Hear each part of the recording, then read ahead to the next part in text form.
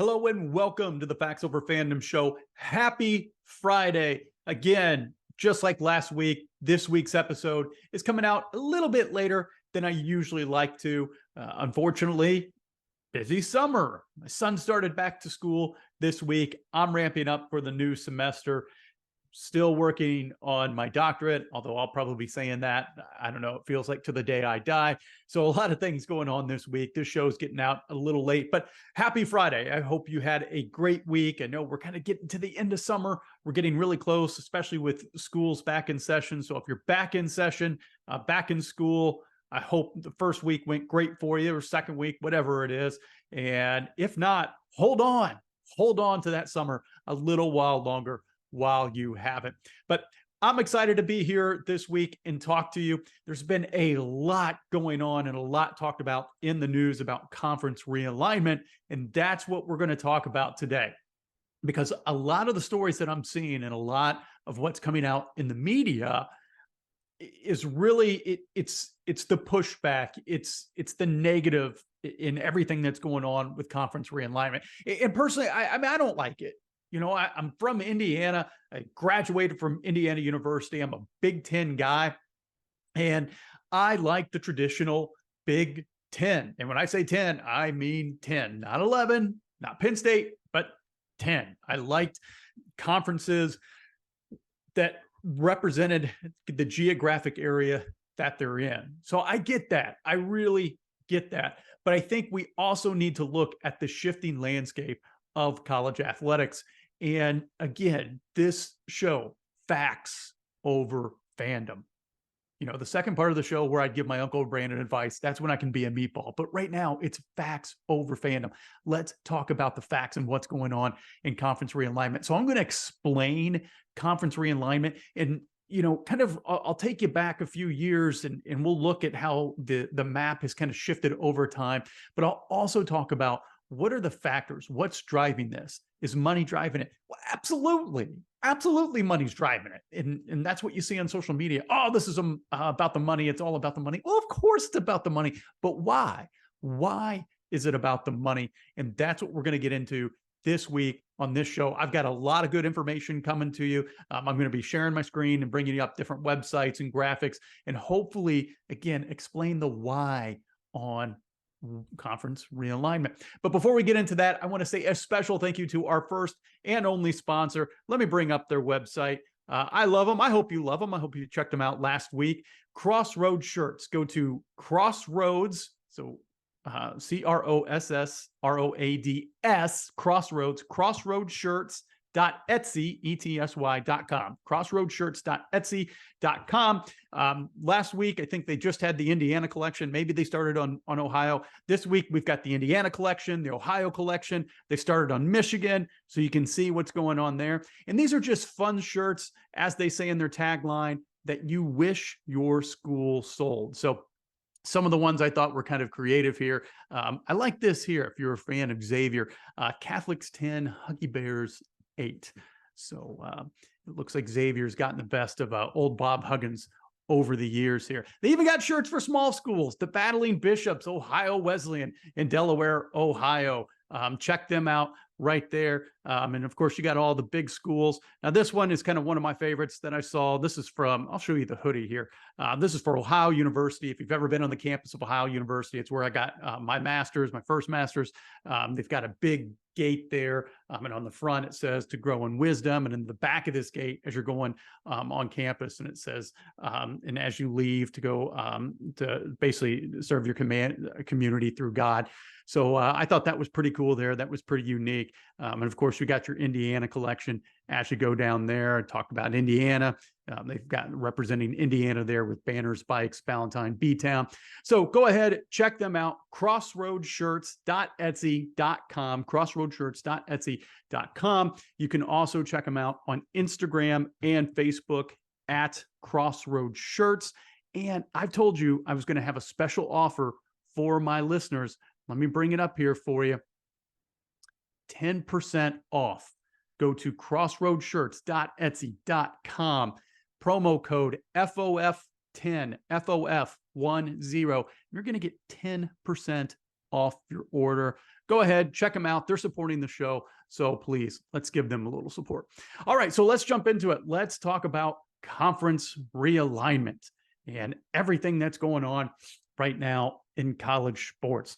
And it really starts last week with the Pac-12. Now that's where this particular story starts, but conference realignment overall has been going on for years and years and years. And I want to share with you, I told you I got a lot that I'm going to share with you today. I want to share with you this article here, and this is by John Casano. I hope I'm saying that right. And you go to johncasano.com, and he's got a long article, and this just hit. So I'm actually recording the show on Friday. Usually I like to record on Thursdays, but I'm recording it here on Friday. And I want to read a snippet and kind of go through it here a little bit with you and just kind of explain things. And it starts off talking about the commissioner of the Pac-12, George Kliavkoff. And he assured his bosses, and now the conference commissioner for these conferences, they work for the college president. So when he's talking about bosses, he's talking about the college presidents of the Pac-12 there. He assured his bosses for a month that a satisfactory media rights deal was just around the corner. I just need your patience, he told them, a little bit more time, he said. The presidents and chancellors believed him right up until that Tuesday meeting when the commissioner unveiled a $23 million a year Apple deal that required his membership to take a leap of faith. Now we're looking at $23 million. That sounds like a lot, but that's not a huge media rights deal, as we're going to see as I start talking about these colleges and what they're getting. And keep in mind, Apple TV is a streamer, so they're not going to be on cable or satellite service. So talk about a leap of faith. That is a leap of faith that people are actually going to subscribe to this. And these colleges are going to be guaranteed that 23 million for now, and then, for as long as they can. However, the commissioners, they weren't thrilled. So later, Apple upped the offer to 25 million per school. They were also going to cover the cost of production. The deal had interesting upside, but it reminded the skittish old guard ADs and campus presidents of the incentive-laden Pac-12 network dream that was pitched years before by ex-commissioner Larry Scott, which did not turn out to be all that great. The Apple deal guaranteed no linear exposure, as I just talked about, and the schools would be in the business of selling annual streaming subscriptions for $100 a pop. Arizona President Dr. Robert Robbins compared it to selling candy bars for Little League or Girl Scout cookies. You do not want to be doing that in major college sport. Still, Robbins and 6 other members of the Pac-12 CEO group miraculously arrived at Friday's 7 a.m. board meeting prepared to sign the grant of rights in blood, he said. At least 2 of the Pac-12 presidents were so eager to get it done that they executed the document the night before, per multiple conference sources. However, 10 minutes before the Friday meeting, and this is 2 Fridays ago, started, the enthusiasm was smothered, I believe last Friday. The Ducks and Huskies, Oregon and Washington, informed the conference they were leaving for the Big Ten. The news triggered a mass exodus and the demolition of the Pac-12. And keeping in mind, USC and UCLA have already committed to leave for the Big Ten before then. And so this article continues to go on and on and on. And I'm not going to go through the whole thing, but I thought this one was interesting, right? So the Pac-12 got an offer $30 million per school from ESPN in the fall of 2022. So last year, about a year ago this time. It included all the conference's media rights, including the Pac-12 network, but the conference presidents and chancellors believed they could do much better. So they had $30 million per school in hand a year ago. And then and then I don't know if you want to call it hubris or arrogance or whatever, the deal didn't get done.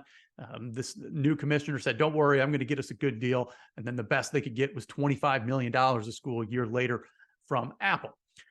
So at that time, the board instructed Kliavkoff to reject ESPN's proposal and make a lopsided counteroffer. The commissioner should have pushed back and managed expectations in the room. He should have been more tuned in to the eroding media landscape. And we're seeing right now, ESPN, they've lost a lot of subscribers and they've just had mass layoffs. I covered that in an episode a few weeks ago. However, the commissioner followed the order and the consequences were grave. And so a source to this reporter, John Casano, the source said to him, you know what we told ESPN after their $30 million per school offer? And John Casano said, what? He said, we want 50 million per school. John Casano said, well, what was the ESPN response? And this source said, goodbye. So there you go. And then, before that deal could even be done, the Big 12 was able to get their deal done with Fox, and it really left the Pac-12 out on an island.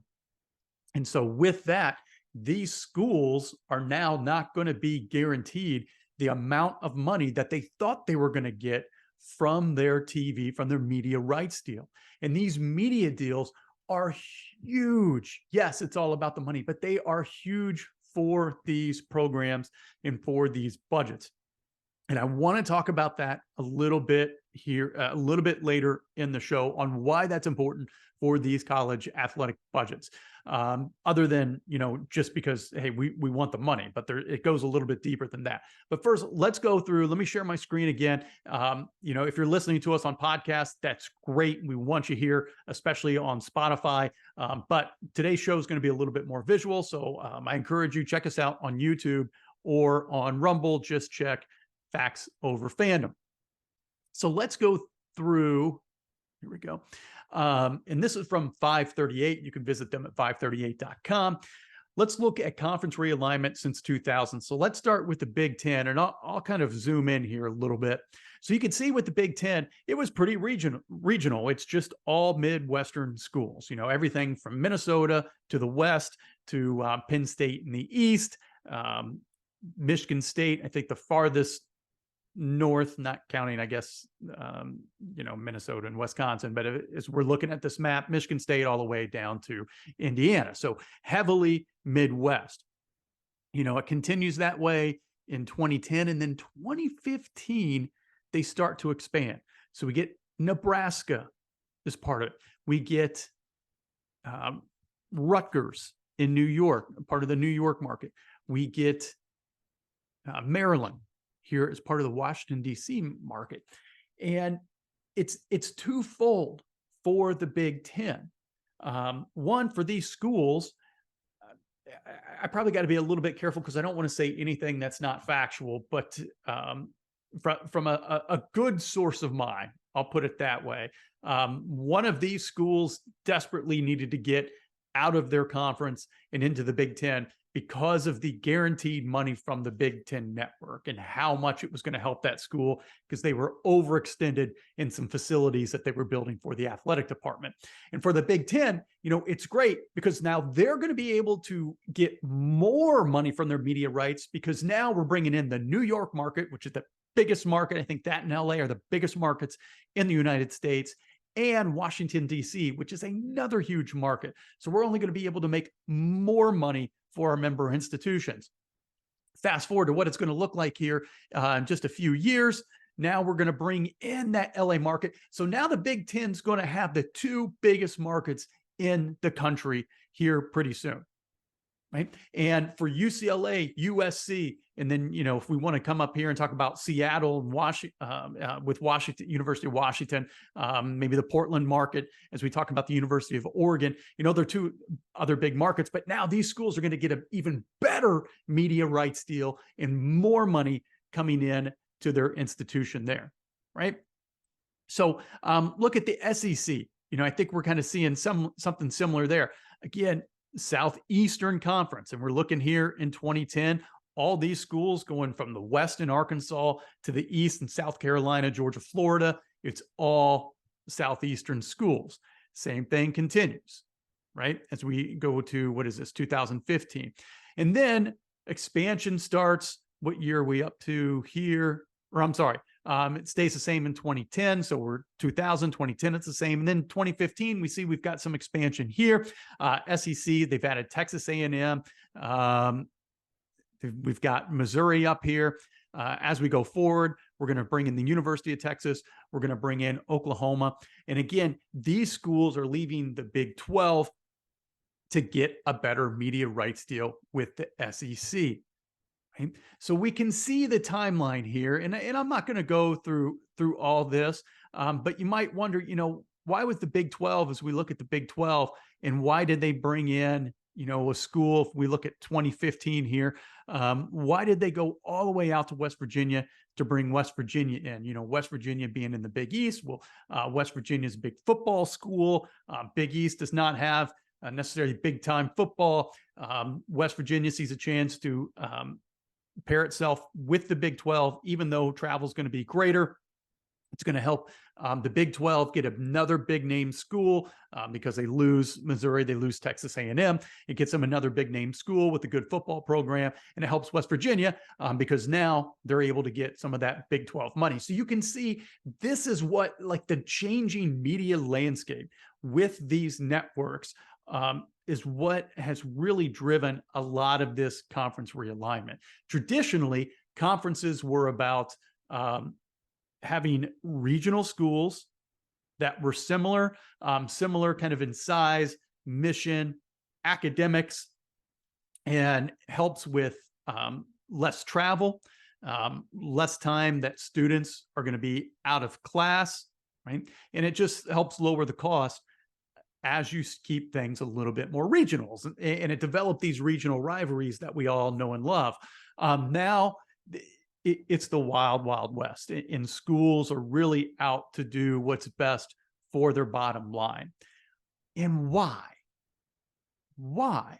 Because if you would look at the NCAA stats, I'll go ahead and stop the share here. If you would look at the NCAA stats, it's just the amount of revenue that's brought in by the NCAA. It's $1 billion. Now, March Madness really kind of drives that bus, but it's $1 billion. And you might think, like, $1 billion. But, the NCAA, they, I think like 97% of it goes back to those member institutions. And the reason all that money is needed, and I'm going to be looking at my notes because I don't want to get too far off track, is that NCAA Division I athletic programs, their budgets are separate from the school budget. Okay? I'll say it again. The budget for, let's go with Notre Dame. I got Notre Dame here on the notes, right? Their budget is separate from the school's budget. So the school does not subsidize Notre Dame athletics. Now, what the school can do, and what a lot of schools do to help with the athletic program, is they can charge student fees. And so, you might, as a student, I think when I went to IU, the athletic fee was something like $75 a semester, and it's taken from every student, and then that goes to the athletic department. However, that student fee has to be, basically agreed upon by student government. So when I was an athletic director at an NAIA school, we faced the same thing. We just didn't have a lot of money for athletic department. So I go to the student council president and I said, hey, I would like to talk about imposing an athletic fee. And we're not going to ask a lot from the students, but we've tapped out the school for all that they're going to be able to give us. I feel like our fundraising is about as high as we can get it, but we're still falling short because the particular conference we were in, there was a lot of travel involved, just because the schools were so spread out, and we traveled by bus. We didn't have planes, and the president was open to it. I didn't ask for a lot. I don't know, $20-25 a semester or something like that. And then he took it to the basically student government. They had to vote on it, approved. Great. Now we get that money coming in to the athletic department. And that's basically how it works. The school can't just, I don't think for the most part, now private schools might do things a little bit differently, but for the most part, they can't just unilaterally say, yeah, hey, we're going to charge this to students, and they're going to be forced to pay it whether they want to or not. And it's going to go to something that doesn't really benefit them other than, hey, they get to go to the game.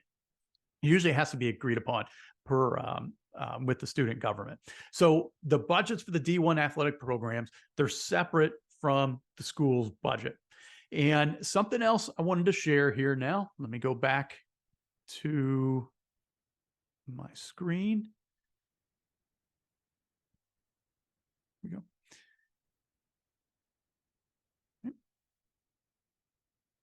All right, and I'm going to give credit to this here to Scott Herco, and I hope I'm saying that right. And he posted this on LinkedIn, and he looked at taking the Knight Newhouse College Athletics database, He looked at 229 public, now these aren't private schools, public Division I athletic programs, right? He looked at their budget. And of that data that was provided by the school to the Knight Newhouse College Athletic Database, and they probably end up getting a lot of this information maybe from the EADA website or database, only 18 of 229 public Division I athletic programs generated more money than they spent. And this is in 2020. Now, you might just say, oh, well, that's 1 year. It might have been an anomaly, blah, blah, blah, blah, blah, blah, blah, right? Fine. But as we look, and I've looked over the data for years on this, approximately 7 to maybe about 15% of Division I athletic programs on any given year actually run in the black. The vast majority of these programs lose money, right? So you can like it, don't like it. As Ric Flair would say, learn to love it. These programs lose money because running an athletic department is extraordinarily expensive, So let me show you this, right? As we look at the cost, I'm going to minimize myself here a little bit. This is from Fox Business. Let me blow that up here. Oh, live TV. As we look at college cost, right, and we'll look at real and adjusted for inflation here. If we go back to the early 1970s, 71, 72, okay, the dark blue are the actual private college cost. Okay? The light blue are the actual public college cost. So let's go with actual cost right now.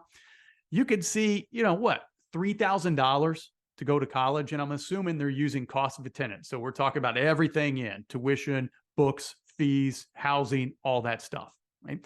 Everything in $3,000. And it rises just about every year as we go down this chart. And, if we go forward about 10 years, okay, it goes from about 3,000, and we'll just stay with public school. All right. That was for private school. Public school, let's say it was about maybe $1,500. 10 years from that, now it's close to about 3,000. Right? Go another 10 years from that, now we're maybe a little over 5,000. Right? Another 10 years, now we're closing in on 10. Another 10 years, woo! We had a precipitous increase here. We've gone from 10, and now we're close to 16.5. Another 10 years from that, again, another precipitous increase. Now we're probably about 23, 22.5. Private colleges just exploded if you see the cost of private colleges. And there's so many different reasons why that happened. If you want to talk about administrative bloat, that's probably one of them. If you want to talk about, the U.S. government being in the business of providing loans for students, it doesn't give colleges incentive to lower their costs because they're ostensibly getting free money. More jobs that are requiring college degrees. The problem that's going on right now as we look at the past decade is that student enrollment is declining. However, costs continue to rise. So when we're thinking about, I'm going to stop this here real quick.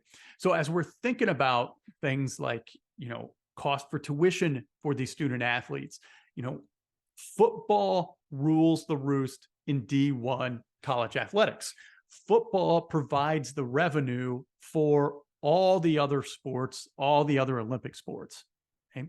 Men's basketball helps out a little bit, but football, you have got to have a strong football team, especially as we're thinking about those Power 5 schools. You've got to have a strong football program. It doesn't mean necessarily you have to have like the best top 25 program year in, year out. That certainly doesn't help. But you have to have good football to get people to come to the games, because that's what's going to help with the revenue, because that's what we want to see. Now, ticketing is just a part of it, but that media rights deal, That's what's most important. And that's what's happening as we look at conference realignment. It's really the thing that's driving the bus on this is football, because that's what people want to watch. It's football far and away. And I didn't bring up any charts on this, but if we look at revenue coming in, athletic departments, football is the one that really, really drives the bus on all this stuff. I don't think that's a shock, but that's why you're seeing the Big Ten is literally coast to coast now, New York to LA. It's for football. It doesn't help student athletes that, are at the University of Washington to go and play a volleyball match at Rutgers on a Tuesday night and then try to fly back for class on Wednesday. Football, that's pretty easy. If Washington's playing at Rutgers on a Saturday, you could fly out on Thursday evening after class. You get in Friday morning, you sleep, or very late Thursday night. Sorry, you get in really late Thursday night or really, really early Friday morning. You sleep. Right? Students can catch up with their studies, online. They've got tutors and other academic support that are with the team. And then you play on Saturday after the game, you can fly back. So you're only missing one day of class. And if you only got 5 or 6 road games, it's only 5 or 6 classes that you would miss during the semester. Now, as a faculty member, missing 5 or 6 of my classes is not going to help you, but I can work with that student who's missing 5 or 6 classes a semester, as opposed to the one who's missing 15 or 20 because they're traveling across the country. So that's the part of this whole thing that I don't like. I don't think this is in the best interest of the student athletes, but it's not really about the student athletes. Now, I don't think people who work in athletic departments or for the NCAA hate student athletes. They don't. I know too many of these people, and they're in it because they genuinely care and they want to see athletes succeed. But bottom line, you also have to bring in money. You have got to bring in revenue. So football is the thing that's really dictating all these decisions here. One last thing I want to show you. Nope, wasn't that. But yeah, go to Crossroads Shirts, promo code FOF10 and buy a shirt there. Here's what I wanted to show you. Last thing, right? As we look at the average payout estimates, and we may not have great data, but this is here pretty close. This was posted at Awful Announcing, but Navigate, there's a company out of Chicago, is the one who put this together. As we look at the average payout estimates per conference, the reason why people want to get into the Big Ten is they pay out the most through their network deals. Over $50 million per year, 57.2. SEC 54.3. Big 12. Now we start to see a pretty big decline, 40.6. Pac-12 at one time was at 34, and then the ACC comes in at 31. And there's already starting to be some scuttlebutt about the FSU, Florida State, wanting to leave the ACC and possibly joining the SEC. Again, regionally, makes sense, would be a good fit. You can make more money. FSU is a pretty big name. I could see something like that happen. So I think if I had to put on my my fortune teller hat, right? If you're familiar with the old Johnny Carson show, right? If I would put on my fortune teller hat, I think some of these schools, if you think about some of the smaller schools in these conferences, like right now, you've got 4 schools in the Pac-12, Oregon State, Washington State, Stanford, and Cal, with nowhere to go. And Cal is bleeding money. There was an article about that right now. I mean, they're on an island right now. A nuclear option would be just get rid of the NCAA. We're just going to make our own thing. We're going to come up with an all new thing. We're basically going to make it minor league sports, pay the players, do whatever it is you want. We're going to start from scratch and we're going to go forward there. And you just get rid of the NCAA. Another idea, I think I saw this from Chip Kelly, and I don't think this is the worst thing in the world. Just let football have its own thing. Just it doesn't need to be part of a conference. It doesn't, I mean, the NCAA already does not oversee the football championship. So just let football do its own thing and let everybody else stay part of the NCAA and keep their conferences regional. But just let football, I don't know, we'll have a West and a North and a South and an East, and everybody's just going to get drunk on cash, and then we move forward. Again, being a traditionalist, I don't like it. I like the regional rivalries and the rivalries that we've had for over time. It's what makes college football, quite frankly. But it's a brave new world. And it is not going to stop until schools get to the place where they're making the most amount of money as possible. Networks are making the most amount of possible, and they don't feel like they can bleed anymore from this turn up. Then it will stop. Until then, we're going to continue to see more conference realignment, and we're going to continue to see schools jump ship to get the best deal that they can. So I hope this helps explain a little bit about what happened with conference realignment. Hopefully took you a little bit behind the scenes or give you a little bit more information here. Let us know how we did. Check us out. Please, I want to hear from our fans. I'd love to hear from you guys. Follow us on Twitter, Instagram at FOF_show, FOF_show on Twitter and Instagram. And always watch us on YouTube, Rumble, listen to us on Spotify, Apple, Google, or Amazon. Stay tuned as we get into our second segment as I give some Uncle Brandon advice. But let me hit you with some knowledge.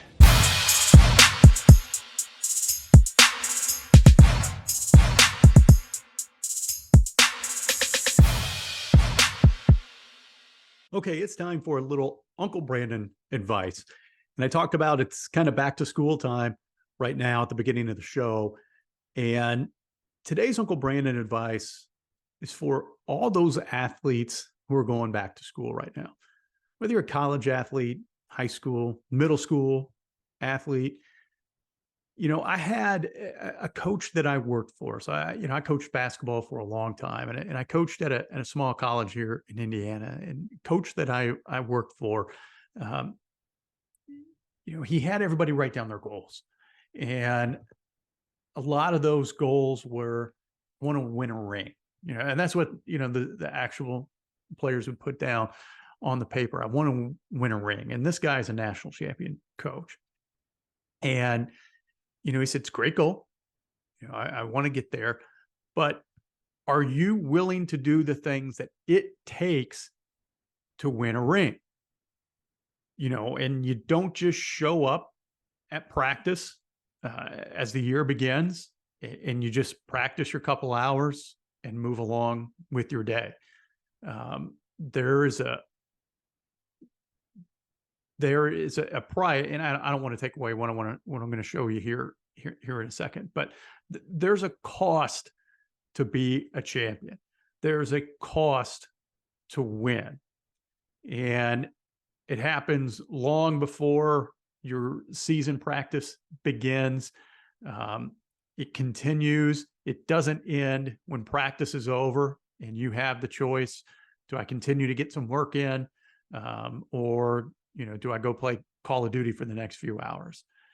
Do I finish my studying right now and get to bed early and wake up early? Or do I go out and party? Do I eat these pizza and mozzarella sticks, or do I have chicken and salad? Like, it's all those little decisions right there that you have to make.